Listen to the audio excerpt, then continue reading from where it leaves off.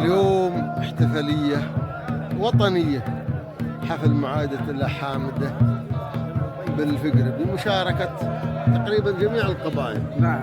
وفي مقدمتهم هنا مع الأحامدة ما شاء الله تبارك الله، مع الحروب هنا جهينة، دائما جهينة مشرفين. معلك وزوج. وفي مقدمتهم الأحباب بني كلب، معلك زوج. وهذا ما شاء الله أحد رواد النشاط الاجتماعي، أحد رواد الفن الشعبي، أحد معيدي الفن التراثي إلى وجهه، الأستاذ عايش محمد الكلب الجني. حياك الله أستاذ الله عايش. يبارك فيك. والله سعدت هذا المساء، ودائما وأنا فخور بحضورك ومشاركتك. الله يسلمك ويبارك.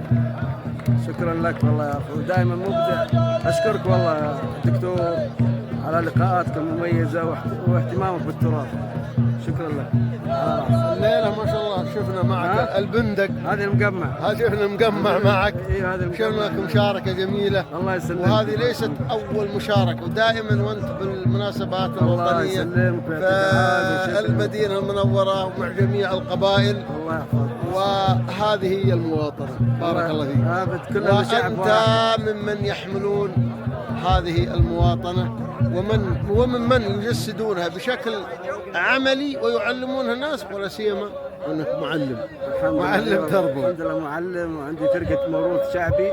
نعم. وانت لك فضل بعد الله سبحانه وتعالى في لم شمل القبائل. دائما نجدك في المناسبات في جميع القبائل، ما شاء الله محبوب لدى القبائل.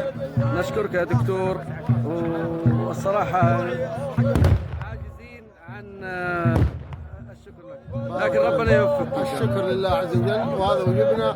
ودائما انا اقول اني احاول اني انقل الصوره الجميله للوطن والمواطن، وهذه الصوره انت اليوم بهذا الحضور الجميل مع الأحامدة جانبا كبيرا من هذه الصورة. والله حياك الله. والله ان الأحامدة يعني من ارحاما واصحابها من قبيلة حرب، يعني فخر للقبائل السعودية، وشكرا لك على حياك الله. يا